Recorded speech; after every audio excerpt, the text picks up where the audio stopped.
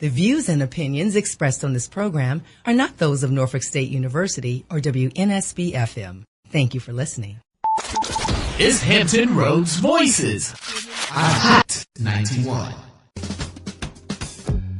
Blacks spend less money in black-owned businesses than any other racial and ethnic group, including Hispanics and Asians, according to the research. But why? How do we increase black economic empowerment? What are some of the barriers to success for black-owned businesses? Hi, everybody. I'm Benita Adams, and today on Hampton Roads Voices, we're talking about the challenges of black-owned businesses. Do you shop at black-owned businesses? If not, why or why not? Do you think they are more expensive than some of the big box stores? And do you feel an obligation to help support black economic empowerment? We'll talk about this, the challenges of black-owned businesses, coming up on Hampton Roads Voices on Hot 91. Everybody, let us welcome our in-studio guest today. We are talking about the challenges of black-owned businesses, and of course, going into the holiday season, what a wonderful time to talk about that. Our two in-studio guests are Blair Dunham.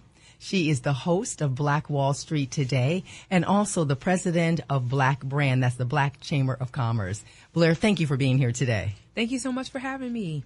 Also, we have in studio Randy Williams, the president of Tally and Twine, designs and manufactures luxury watches and accessories. Mr. Williams, thank you for being here. Thank you for having me. Now, as I was preparing for this show and looking up some of the information, I found it very interesting, and I want you to either say yay or nay, I agree, or that is incorrect. When the research says that blacks spend less money in black-owned businesses than any other racial and ethnic group. Blair, is that true or not true? I think that's probably true. Why? What's going on? So one of the challenges, right, to being a black-owned business is the fact that we may not have the resources to get the best price on goods and services. So you walk into a black-owned restaurant, you're having to, as you alluded to, spend maybe twice as much for the same kind of product that you could walk into, let's say, a Walmart, and get. So there's a real difficulty with competing. Absolutely. That's my thought. But where does it come? And we'll talk a little bit about this later. But where is the part where we say, I want to give to my own people? So let's think about that and throw that one out there. Let me give you the phone number. It is 757-823-9110. We want to hear from you. Do you patronize black businesses? Do you own a black business yourself? Do you feel that sometimes you can get a better price or service in big box stores? Give us a call, 757-823-9110. Mr. Williams, what do you think? I think Blair is 100% correct.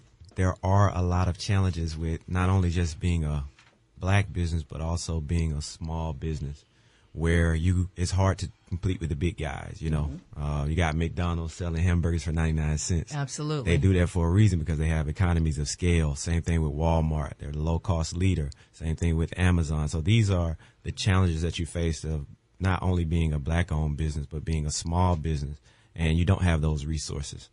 So how do you let's jump right into that. All right. We understand this economy of scales. We understand Walmart, McDonald's, and all the other stores and so forth. Of course, a business that a private owner might have really can't meet that type of demand. But how do you create the clientele then? How do you create the want, the oughtness? You have a business yourself. How do you create your clients, their need and want to shop in your store, as it were, in air quotes, versus to go to a Walmart or something like that? I think it actually starts with the business planning process.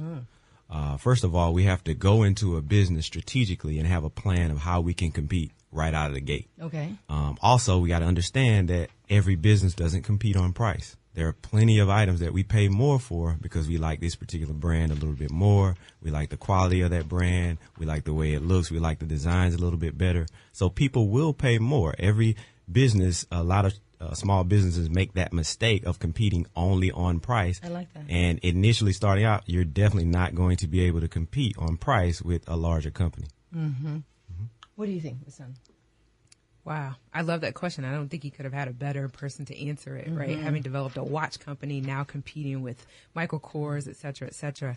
I think about what we've done as a Black chamber, and having to quote unquote compete with Hampton Roads Chamber and other kinds of networking based organizations, it's really about establishing that value proposition. And again, it may have nothing to do with price. It might be that someone believes in your vision.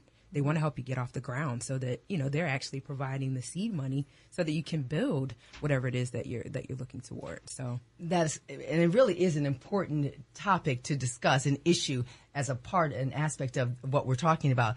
Again, it can't always be price. It can't. It could be customer service. It could be the relationships that I build. It could be that I called you back. For example, I've been with the same hairstylist for almost 20 years. Why? I tell you why. Because when I first met her, I didn't know her from anybody. I just happened to see her in the grocery store. And she said, I have a new business opening around the corner. Once I said yes to getting my hair done, she called me back the next day. Benita, how was it? Is there anything you need me to change? Wow. Is there anything I can do for you? It was the customer service that made me stay with the same woman for almost 20 years. And so I completely understand what you're talking about. So Black businesses, what are some of the challenges? What are some of the challenges of a Black-owned business? Well, I think we are still fighting this unsaid notion that Black businesses are somewhat inferior. Also to the point where a lot of Black-owned businesses won't say publicly that they are Black-owned because they don't want to be discriminated against by their own people. Imagine that. So that's a crazy scenario, but we have to fight that stereotype that has been pushed to us through the media for so long, is that Black-owned businesses are somehow cheating you. They are inferior to the other companies, and they are not going to deliver a great product or service like the other companies. So that's the first thing, is that we're fighting a stigma that's been around for hundreds of years. And we're not just fighting a stigma with other groups, racially, ethnically, and so forth, but with our own people. Mm-hmm. yeah. How do we change that then? What do we do? Good segue. I would add to that part of the need is community. So I was reading an article recently that talked about the fact that businesses thrive in an accelerator, in an incubator, in a hub. Mm-hmm. So it's almost like we need that energy in order to develop our skills, for one thing, and then to have that support. So I think anytime we can get together with other like-minded individuals and be a part of something, where others are looking to grow as well, we kind of mitigate some of those challenges. Mm-hmm. That's my thought. It was interesting. I was talking to a African-American business owner, and this was several years ago, and he was thinking about putting his face on his product. And he had been told at the time that, you don't want to put your face on your product because, people see you. That mindset is amazing to me, and yet it still exists, even in 2018, that if we see an African-American person, a person of color, we go, just as you said, well, maybe it's not as good. Maybe, is that what you're saying, Mr. Williams? Mm-hmm. That's exactly what I'm saying. Yeah. And it's funny that we have to actually think about that in this type of climate, but I will say over the last few years, it has definitely changed. Mm-hmm. And now we have more and more people who are actually looking for Black-owned businesses, and it's been a great springboard to my business as well. So, and what's making us make that change? Why are we now feeling comfortable, confident to say, this brown face, this is who's behind this brand? Why now? Why not before? I'd have to say social media has a lot to do with it. Mm-hmm. Just sort of the advent of celebrating Black entrepreneurship. Mm. But I'll also say that, with what I do, I've definitely found that there are people that don't want to be associated with a Black chamber. They'd rather just stay neutral. You visit their websites, there's no indication of who they are as an owner. And they might not be comfortable articulating that that's the dilemma, is that, race has maybe tainted others' perception of what they're looking to do. But it's obvious that that's what it is. But I do think, I think that's changing, and I think that's exciting. I think we're living in a great time. I think it's very exciting. Now, Mr. Williams, tell us about your business a little bit, please. Tally and Twine is a direct-to-consumer watch company. We sell watches, men's and women's, and accessories. directly from our website, directly to consumers. And we've been in business for about 4 years. We design and manufacture our own brand. And how is it that you came to do that particular type of business? You saw obviously a need in the marketplace, or A need in the marketplace, and also it was just a personal habit of mine is collecting watches. My wife would buy me one for every special occasion, and I was getting to the point where I couldn't find watches that were designed the way I wanted them to look. But also, they weren't in the price range. The watches that I want that look good were $1,000 plus. Wow. So that's what you're talking about as far as a need in the marketplace. I knew that there was a segment of the market that wanted a luxury watch that didn't cost $1,000. So that's how we got started. And tell us a little bit about the chamber. Let's start there. Tell us about that, because one of the things I was thinking about as I was preparing for the show is, should Black-owned businesses be a part of the Black Chamber? So tell us about it at first, the concept of it, how it started, and then go right into that question, should we join? Okay, sure. So initially, our concept really was focused solely on group economics, the fact that we need to be supporting our businesses. But ultimately, we realized there's more to what a chamber needs to do than that. We need development. We need to be teaching entrepreneurship. There's an education deficit, right? So we've developed an online education platform to that end. We've started a youth entrepreneurship program, which actually piloted at Booker T. Washington. We're hoping in 2019 to go into a second school, in addition to chamber things like networking and so forth. We also have a community development financial institution initiative that is based out of a real estate investment platform. So that helps us kind of solve two problems. One, we can provide access to capital to our members, and two, we can work to repair some of the distressed communities in Hampton Roads. So the chamber is growing in that regard. Looking forward to our upcoming Black Tie event, which is a fundraiser for several of our initiatives. And absolutely, Black businesses should join. We're in need of folks that have content, right? So one of the things that we do on a regular basis is lunch and learns. So every month in 2019, we want to be able to position a business owner that has maybe expertise in marketing or expertise in distribution to be able to share that piece with membership, because everyone's looking to get to the next phase of their business. That's right. So that's the thing. I love that. What are some of the challenges for Black-owned businesses? Let me give the number out again, 757-823-9110. Are you a Black business owner? Do you patronize Black businesses? If you don't, why not? What are some of the conceptions or misconceptions, I should say, perhaps, and in what you've thought of in terms of Black-owned business? And should we really, really consider that such an important part of the economic success of our community? 757-823-9110. Mr. Williams, what are some of the challenges? Here's a person, I have an idea, I want to sell watches. I know there's a price point. Talk about some challenges specifically for the Black-owned business owner. Specifically for a Black-owned business, I thought about this when Blair said group economics. It can be a lonely road being an entrepreneur, but being a Black entrepreneur is even lonelier, because I go to conferences in New York, California.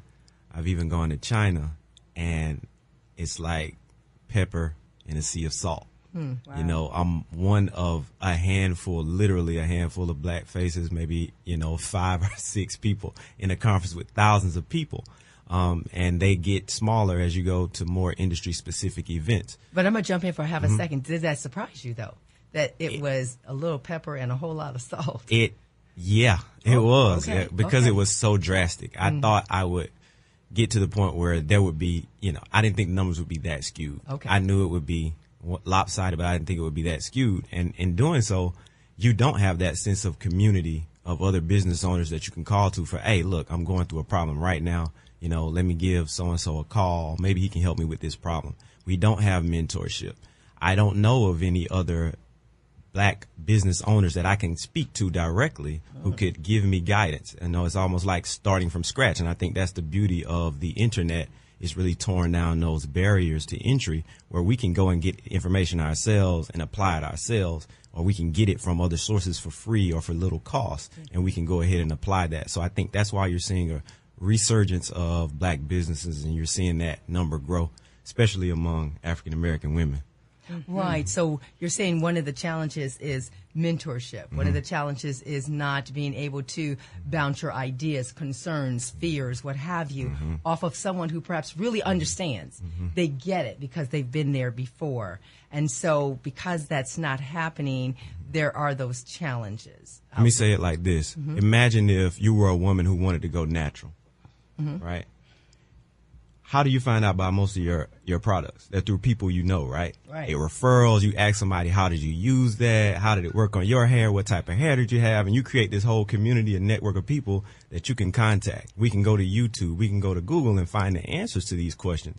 And that's that sense of community. I think we underestimate how valuable that is having that network. You know, if you didn't go to an Ivy League school and most of your colleagues aren't in finance, not likely that you're going to get into Wall Street at the high levels like that. It's going to be more of a challenge for you. So it's the same type of concept. Absolutely. That's what I would add. The financial literacy piece is huge. Right. You know, we didn't grow up having conversations about finance. I like to pick and say that, you know, in my household, we had a television set on our kitchen table. That was a discussion piece, whatever was on TV. Even in school, as a special education teacher, I was required to teach consumer finance. However, the standard education curriculum did not include that element, right? So there's definitely that barrier. So that's part of our mission, is to ensure that we understand the basics as it relates to finance. And then the other piece is access to capital. Right. So we can get a loan for anything. We can get a home loan. We can definitely get a school loan. But when we say we want to start a business, how many challenges are we facing? Oh, absolutely. I don't think we can give you that $25,000. That's right. So and the research bears that out. Right. That absolutely finance and capital, they're not giving it to us. Just not. And so we have to either throw the dream away, our passion, and say no, or we have to be creative and we have to find other ways to make this happen. So it is important. Now, I don't want to, let me again throw the number out, 757-823-9110. We're talking about the challenges of Black-owned businesses. And I do not want to come across as if I'm saying that African Americans, people of color, Blacks, are not patronizing any Black-owned businesses. And yet I remember years and years ago, really when I first moved to the Hampton Roads area, I went to a nail shop, and it was owned by Asian Americans. And she told me that she would only hire her own because she said, we know how to work. And I would never hire anybody if it wasn't my own. Ridiculous? Not ridiculous, Mr. Williams? Not ridiculous at all. Not in my estimation, because I feel that that's something that we need to do. We don't have the advantage of being CEOs of almost every corporation and being at high levels in management and making hiring decisions in corporate America. And so we have to operate, again, group economics in that way so that we can put people in positions to excel. It's just like everybody does it. So it's not just Asian Americans. You know, we got Jewish people who do it. You have Hispanics who do it. Every race that has a sense of community tends to take care of themselves in that manner, because that's how you lift the entire community up. So it's not about saying no to other person. It's just about saying yes to the right people. But Blair, does it look different when we do it? Does it sound different? Does it feel different when we do it? It feels different to others. Yeah. Yes. And they'll be quick to ask, oh, so you're only hiring Blacks, or, oh, you're only going to, for this program, you don't want any white speakers, or, you know, and we'll say, yes, actually, that is the case in this instance. I even know of one business owner who has a counseling firm. She only services the Black community, you know, and I think that's stellar. She says, that's my specialty. You know, that's what I have to offer. So I think that's something we've got to do more of. Is there a fear, though, sometimes to say, oh, no, I don't want to be too Black. I don't want to seem like I'm isolating. I don't want to feel like I'm ostracizing. Is there a fear with that?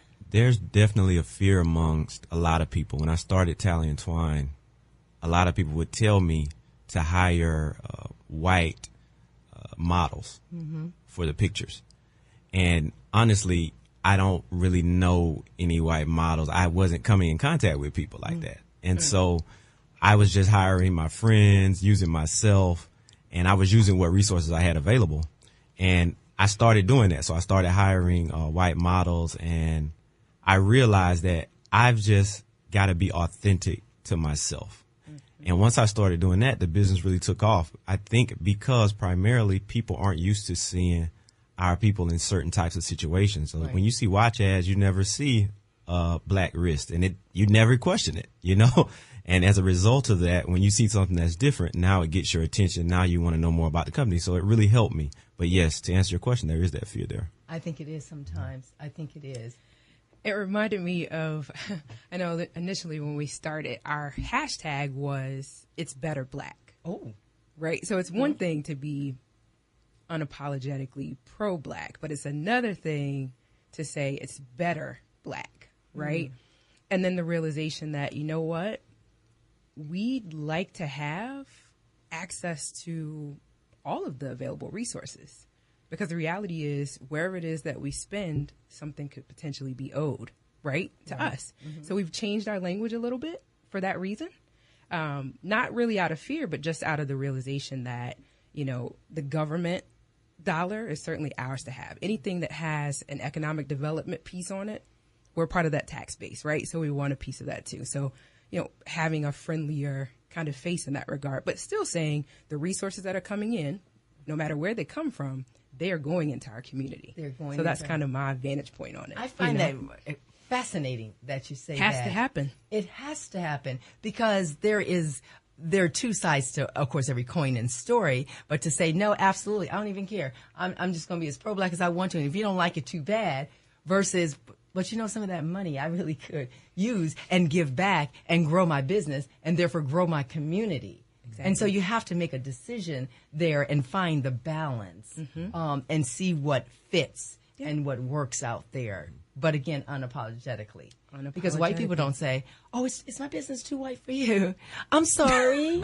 I'm sorry. I won't put my white face on here. So they don't do that. At all. They don't do it at all. And so that's something very important to think about. Our number, 757-823-9110. We're talking about the challenges of black-owned businesses. Do you patronize black-owned businesses on purpose? Do you seek them out? Do you look for opportunities to give back economically to the African-American community by way of a black business? Again, 757-823-9110. We're talking about the challenges of black-owned businesses on Hot 91.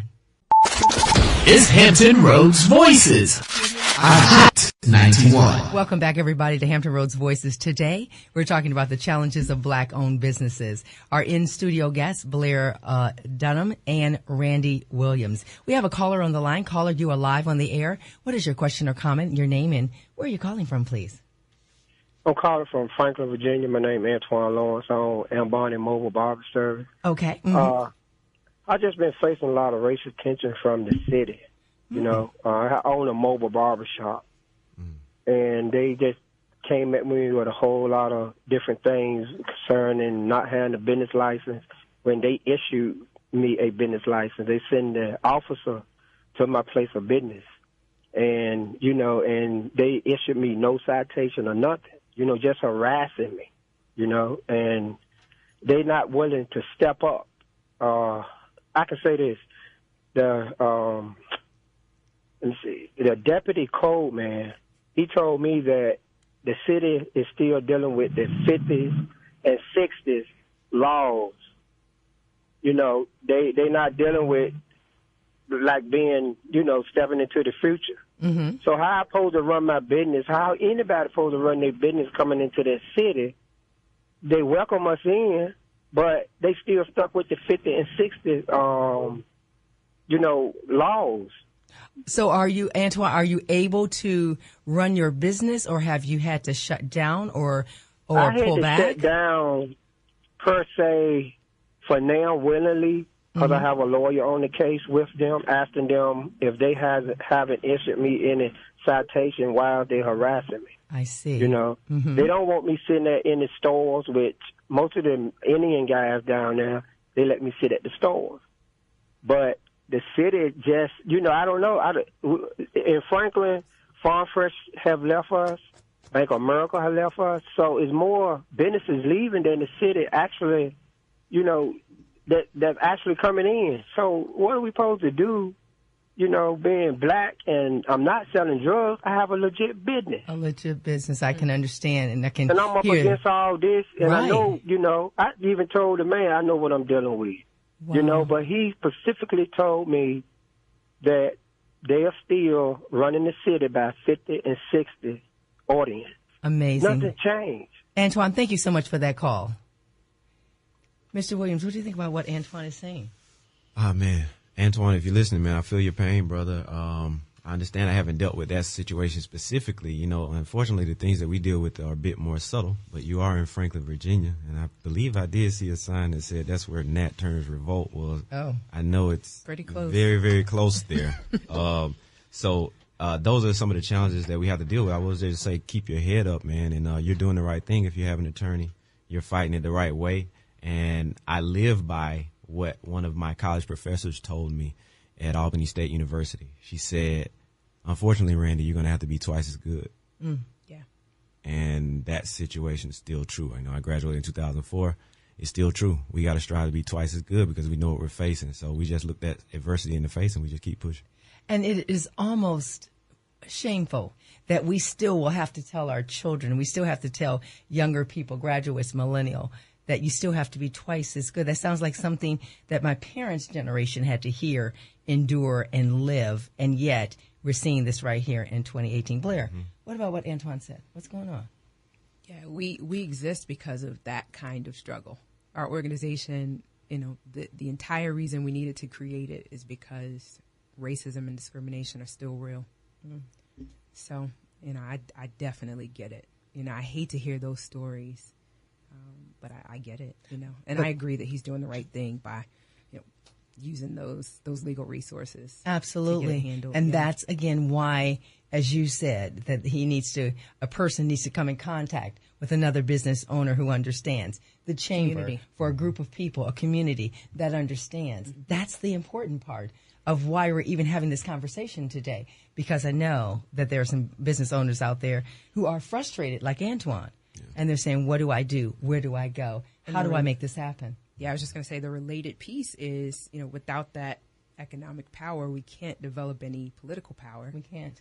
And so building that base so that when we go knock on a door, it makes sense. It makes some so sense.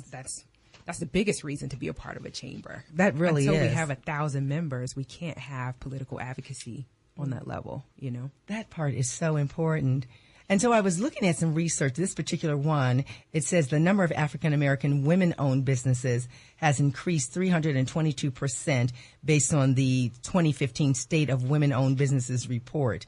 Have you found that to be true, especially in the chamber? Women growing businesses at an amazing pace. Absolutely. Yes.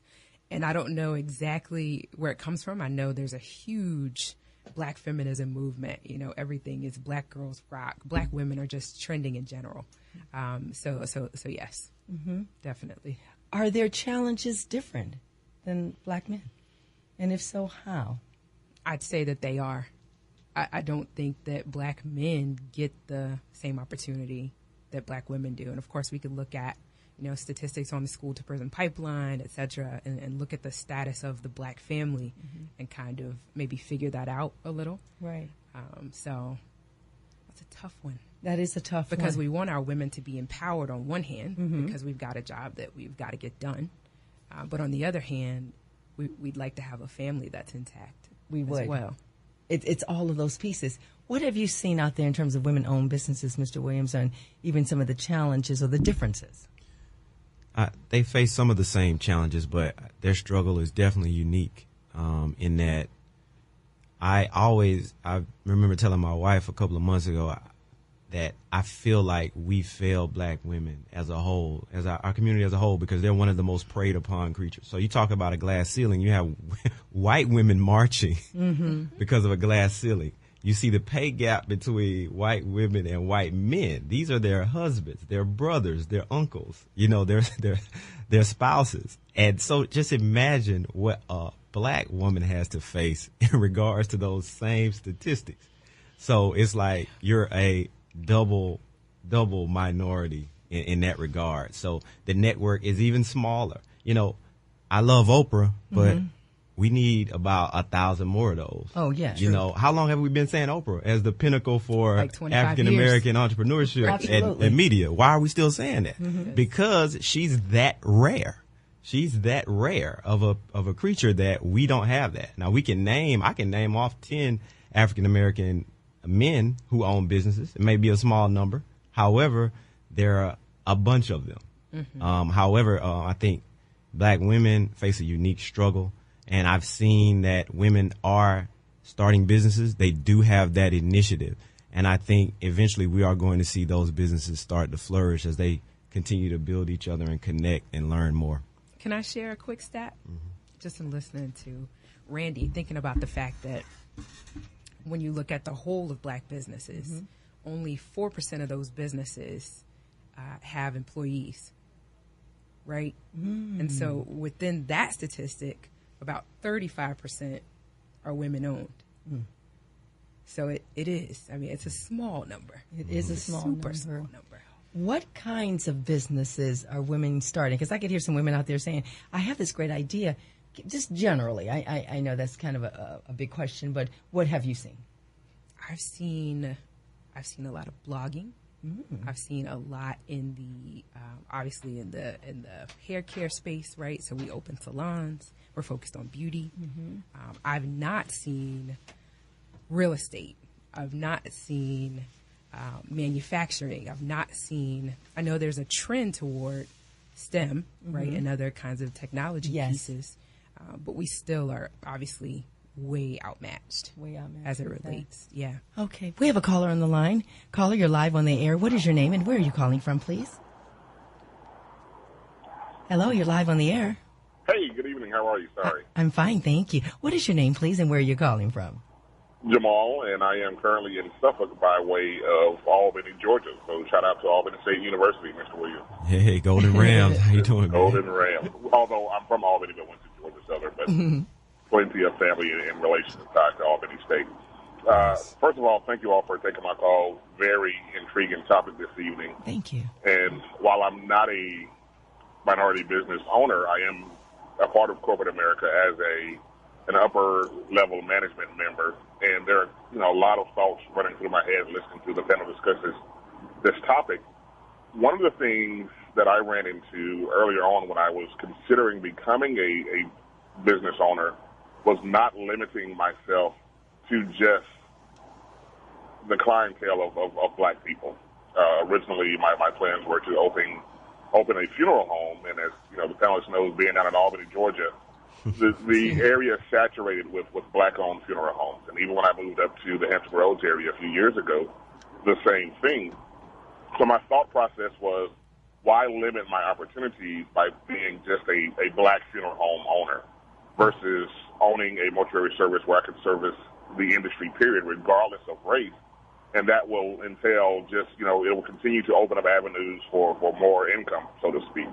But as a member of upper management now in corporate America, one of the issues I face is, while I'm all for being able to support my people and bring on board minorities, today's applicant pool, so to speak, is just not up to standards to where we can mold and mature people to eventually become their own business owners, because their mindset is not into how can I do better for myself by running a business. I run into more young people who would rather invest in a multi-level marketing, and I call it scheme, but multi-level marketing platform to earn the quick buck, get rich quick scheme versus dialing into a particular industry to where they can become a business owner and write their own checks. One of the biggest things that Oprah says is like, look, every check comes across my desk.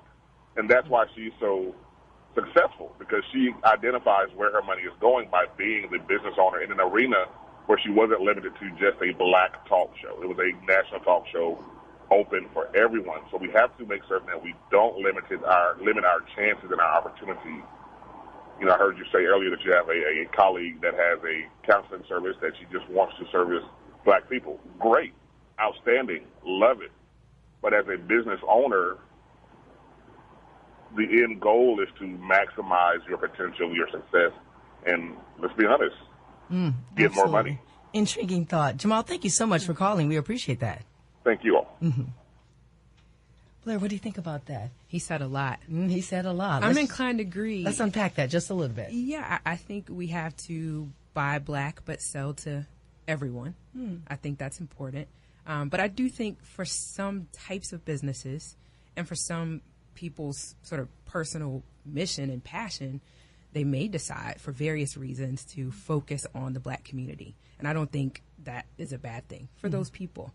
In his instance, though, going ahead and be open to, to everyone that would come in your front door. I mean, I think that's obvious. That's good business sense. Mr. Williams, why do you think that, as Jamal was saying, that sometimes young people, they're not as prepared? You said you graduated in 2004.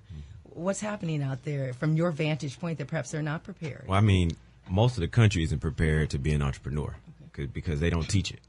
We don't learn about finance. We don't learn about starting our own business. You can go through and get your doctorate degree and not know about entrepreneurship. Oh, absolutely. Because it's just not the path that is laid out for us. Like she said earlier, you can get student loans very easily, but it's very difficult to get a business loan. So the structure of our country is set up on going to school so that you can learn how to be a good employee. So that's a whole other challenge in and of itself. So they're just not taught. But I think once we expose them to it, I think naturally the creativity for young people is there. But we have to be realistic with them. When they see somebody like me, I have to be realistic and show them that, hey, look, this is a lot of hard work. It took me 15 years to get to the point where I could start Tally and Twine. Here are all the failed businesses that I had before.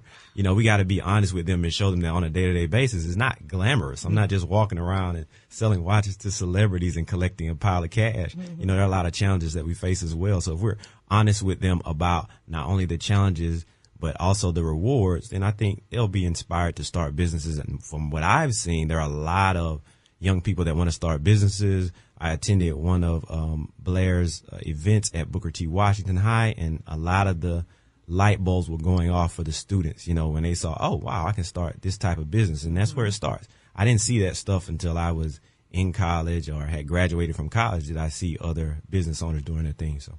Yeah. And it seems to me, Blair, also that part of the education, you talk about the chamber, the Black Chamber, that it is to not be a dream buster, but to be realistic and say, here are some of the challenges. It isn't, I hear people say all the time, I just want to be my own boss and do what I want to. Yeah, if you work for somebody else, you can't take the day off. But if you have your own business, sometimes you can't take the day off. You have to work every day. So true. I would just add to that, there's two sets of education, right? So there's the hard stuff. Okay, this is the financial literacy piece. And then there's what you and Randy just talked about. That mindset is everything. And that's definitely not being taught in school. That's right. So how do we bridge that gap, I think is an important question. So that, and we need to. We absolutely have to if we, again, want to increase not having just one Oprah, not just having one major person, but many people, multiple people in that vein. And so I think that is so important. Now, it is important. We're talking about funding. We've alluded to this a couple of times. Let's talk about funding. Okay, so you're saying the banks are saying, I'll give you a student loan. I'll give you a loan to buy a house, but I don't know if I'm going to give you money for a business. Give us some creative ways. That person says, I have a passion, I have a goal, I have a dream, but this bank is not giving me money. How do I find it? Great question for Randy. I think some of the crowdsourcing platforms are huge. Things like, is it Kickstarter? Yeah, I mean, just the ability there. So then you've got 757 Angel Investing. There are a number of alternative lenders. We recently hosted a funding panel that looked at seven different types of funding. Because I thought that banking was the only way to do it, and certainly if you're bankable, that may be the best option, but a lot of us are not bank ready. So, I like that. So yeah, I'd be looking at crowdsourcing as a good way to start. How did you get started? Tell us about your funding. Yeah, we were funded on Kickstarter, which is a crowdfunding platform. Yes. Whereas people purchase the product ahead of time. It's basically a pre-order for that product, and that allows you to get the funding to purchase your first shipment, and that's how I did it. So we went to Kickstarter, created a compelling marketing campaign for it, and we were able to raise about $25,000 to get Tally and Twine started. And we've been self-funded since then because it is very difficult to get money. But the beautiful thing about crowdfunding is that it's built in research. So if you have a successful campaign, you have a good indication that you have a business or a service that somebody actually wants. You can save yourself hundreds of thousands of dollars by doing it that way. Hey, look, this is a product idea that I have. Look, this is the model. This is the 3D model. What do you guys think? I can get feedback for that automatically on social media. I can get instant feedback. I can talk to my friends. I can send out emails. And that doesn't cost as much as it did in previous years. We used to have to hire a focus group to learn about your product and tell you what they thought about it. So crowdfunding is, and believe it or not, we're going into our 4th year this month. And it's still very difficult for us to go to a bank and get traditional funding. Really? And my company is healthy. So it's still very difficult. There's always this extra questions, and I don't want to say that it's based on my race. I just say that it's just hard for banks to lend money. They're not in the game of losing money. It's just like they loan money to people who don't need it. That's the easiest clientele for them to get. And so we have to develop more creative ways, but crowdfunding is definitely one of the ways that a lot of new businesses are starting. And as far as Silicon Valley and the tech guys, they're raising capital for companies that haven't even sold their first product or not even profitable. So looking for other investors is also another way as well. Here's my idea. Here's my detailed plan about how to get there. Okay. And what do you think about partnering with me on that? Absolutely. Again, that goes back to that community piece that we talked about. What about family and friends? Is that viable? Would you suggest that? Probably only get so far. Okay. Because, especially when you got a story like me and like Randy, where this is effort number 15 to get a business off the ground. They want to see that sweat equity. Let's get to year number 3 or 4, and then, maybe we'll come to the Black Diamond Affair. It looks like you're going to stick this one out, right? Is this one for real? Is this for real? It's funny you say that because on all the podcasts I listen to about how people got started, 90% of them are saying they did a round of funding from friends and family. And we only got a small round of $250,000 from friends and family. Wow. My family may not have made $250,000 in their lifetime.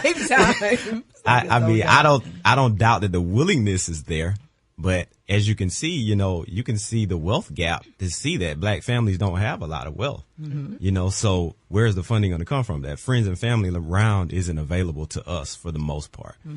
So I do see that all the time, but I don't think that we have to be a bit more creative in terms of finding funding sources. It's kind of like Barack Obama's campaign was funded by donations of $20 or less by and large, not major corporations. So that's how we have to do it when we're in this new climate. But the good thing is we now have access to those people. We absolutely do. I would add one quick thing. Oh, yeah. Just with entrepreneurship trending the way that it is, so many pitch competitions, local, national. Yes. I mean, every week there's a new one, and I'm finding out some students from Hampton University won first, second, and third place at a tech pitch contest, a national. So there, I think that's a viable option, especially if you have really vetted that plan, and maybe you've got a coach. Get out there and pitch it. That's right. Old Dominion University, for example, I get emails they just had another one Thursday night. So they're forming a lot of partnerships to provide money to get businesses off the ground. So, And I think that's very valuable. I actually saw something online when I was researching, and it did talk about the pitch and getting coaching for pitching and those kinds of things. Okay, the holiday season is coming up, and maybe I said, I'm thinking about trying to support Black businesses more. Maybe it isn't, as you said, just about the money. Maybe it's the customer service. Maybe it's the product. How do I change my mindset? How do I say, I really want to not always go to Walmart or Target or something, or I want to support the people who look like me in my community. What do I do? How do I start? My suggestion is, treat them like family. Okay. If your family member did something that you didn't like, you would still support them. but you would also give them valuable feedback. Like, hey, I didn't like what you did when you did so-and-so. And you would do that in a private setting and not a public setting. Because when we get bad service at McDonald's, we keep going back. Right, we do. All right. So when we go to a black business, we can't be so quick to flip the switch off just because we get bad service or we're not satisfied with the product. We just, hey, look, here's some feedback for you. I didn't like the product, but here it is. I wish you success. And we can't let that deter us from going to another black business, because there are tons of good products out here that you may not have heard of. But we've got to make that focused, concentrated effort to finding those businesses and supporting them. And black businesses, if you're listening, we've got to do our part.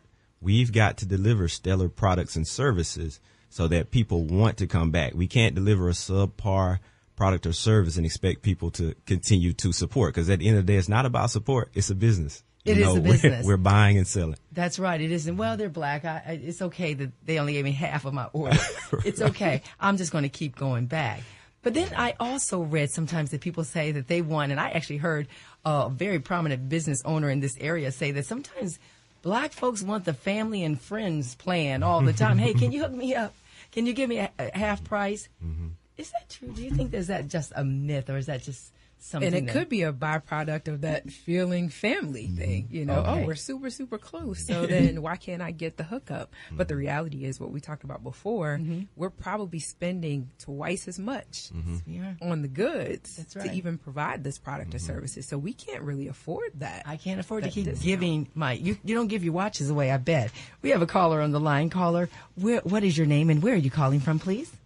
I'm calling from Newport News, Virginia. Okay, and what is your name, please? My name is Melissa. Melissa, what is your question or comment?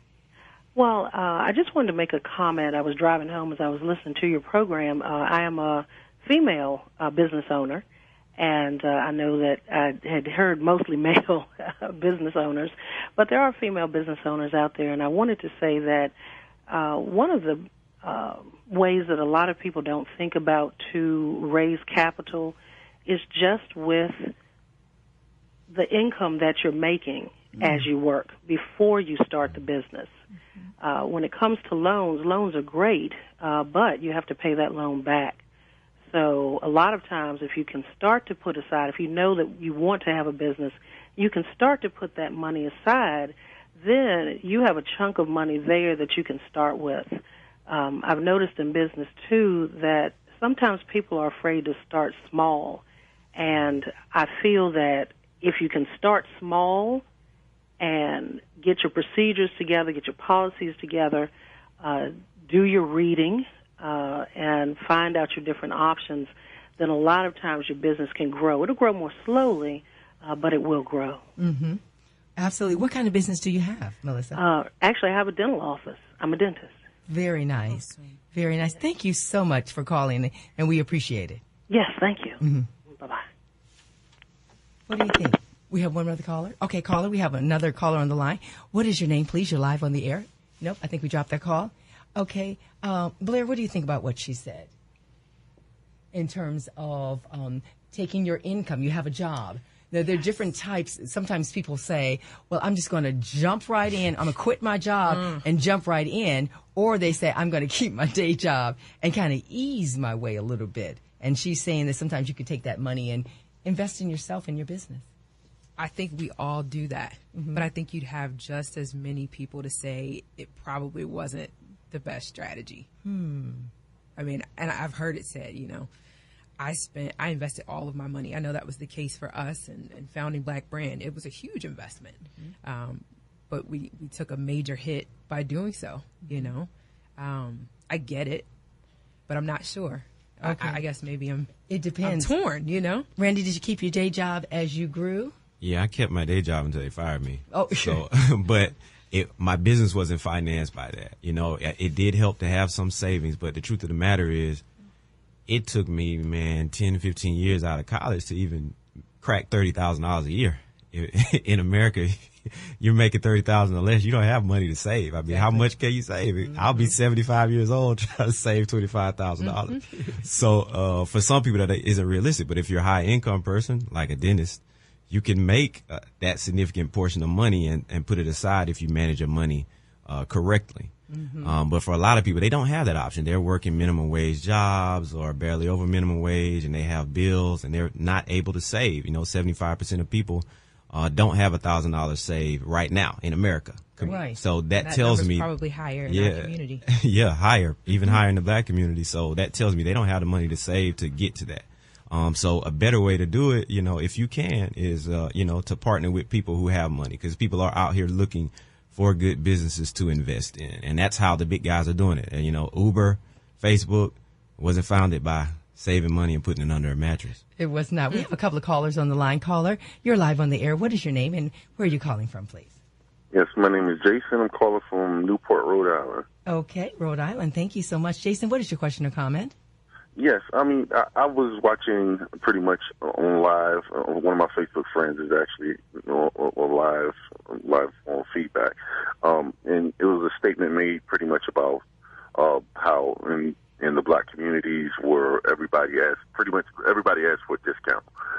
And when you're treating people like family, and sometimes like me, my personal field, I actually moved from Virginia. I used to live in Chesapeake. I moved in Newport, Rhode Island, just so I can actually reframe my total business sense and actually to make a better market for myself when I can actually come out for business.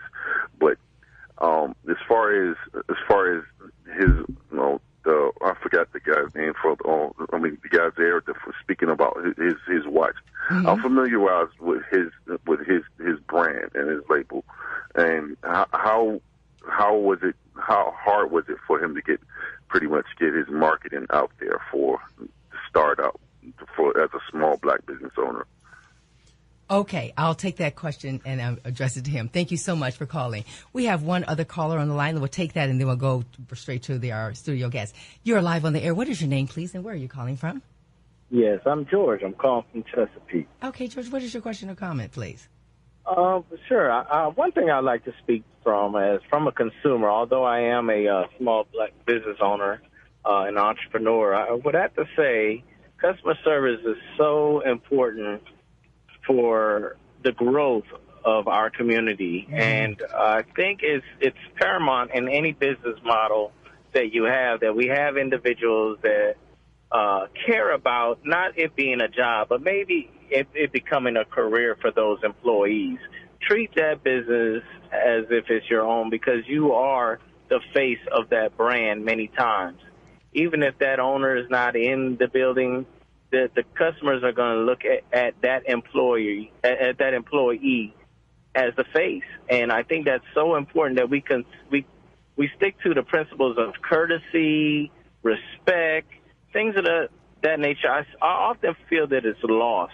I think in the black community. George, thank you so much for that call. We appreciate that. Guys, we only have about 5 minutes left. What do you think about that? I'll start with you, Juan, in terms of customer service, and then Jason asked you a question about your business. We only have a couple of minutes. Yeah, customer service. At Tally & Twine, I tell the employees to treat everybody like you're talking to your grandmother. If your grandmother called and she had a problem, how would you resolve it if you were speaking to her? Mm-hmm. And we use that as a guide for how we should treat people and how we should interact, and that's been one of the reasons that we have over 25% of our customer base right now is people who have already shopped with us before. So that is really important. I agree with you, George. Absolutely. And I called you Juan. I meant Randy. Okay. And Blair, what do you think about what they both said? Couldn't agree more. I think that we've all had the proverbial bad experience. It's super important to be polite. Mm-hmm. I know that we're dealing with a lot of challenges. Mm-hmm. So I try to extend more grace for that reason, even when I'm in an experience or in a situation where there's been a hostile situation. Absolutely. With a business owner or even just, with a staff person. I try to go the extra mile to, okay, I get it. You're having a bad day and I know what that's like. But I'd still say, to whatever extent possible, go the extra mile to be courteous. Go the extra mile to be polite when you can. And you always can. You really can. In a couple of sentences, both of you, how would you encourage the African-American person to shop black businesses this holiday season? Why? Tell them. For all reasons. Just do it. Forget about the psychological trauma, the programming, whatever. Just make a conscious effort. Go to a Black restaurant. Just go there. Just order Italian twine watch because it's an awesome piece, right? I love his stuff. He's got watches for women and men. Why not? Mr. Williams, why? Tell him. I feel the same way. Why not? And I mean, we have choices now. You have an easy way to find it. Use your hashtags on, Instagram and Facebook and Twitter to find those cool Black businesses that sell products that you're already buying anyway. You're already buying them anyway. There are a lot of comparable things out there. Just do it. It's not a hard switch to make at all. I like Can I that. say one You're thing? already doing it. You just have to anyway. care. You are doing Go it, ahead, right? yeah. I was just going to say, for the ultimate community empowerment experience as it relates to shopping Black, join us for Black Diamond Weekend. Yes, happening November 23rd through 25th at the Virginia Beach Weston Town Center. It's going to be just a showcase of all things Black entrepreneurship. So everything from our silent auction to the awards. I mean, it's just going to be a high time. Then that Saturday, which is Small Business Saturday, we are incorporating that national agenda right here in Hampton Roads to empower folks that maybe have a storefront or don't have one to, set up shop with us at the West End. And I love it. Yeah. How can they find information about you personally, your contact information, and about the event? So blackdiamondweekend.com is the event. I'm at blair@blackbrand.biz. I'm super accessible via phone as well. Can I get my number? You can. Live on there, 757-288-7400 if you want more information about the event or about the organization. Love it. Mr. Williams, how can they find you? Just visit my website, tallyandtwine.com. That's TALLEYANDTWINE.com. Tallyandtwine.com, and Tally and Twine on Instagram and Facebook as well. Absolutely. It's been a great conversation today. Again, we have purchasing power. We have some money in our community. We want to give back and have that empowerment, but we've got to do some of the things that we talked about today. So don't forget, we're here every Friday, normally from 5 to 7 p.m. Don't forget the rebroadcast every Sunday, 12 to noon. And we have, of course, our Facebook page, and that will be Hampton Roads of Voices. I'm Benita Adams. What do you want to talk about? Go ahead and email me, bkadams@nsu.edu. We want to hear from you. Again, we were talking about Black-owned businesses, the challenges today, but there are a lot of great topics that we've talked about. So find me on Instagram, on Facebook, and on Twitter. Again, that's Hot91 online. It's been great talking to you. We hope to hear from you soon, and we'll see you next time. The views and opinions expressed on this program are not those of Norfolk State University or WNSB-FM. Thank you for listening.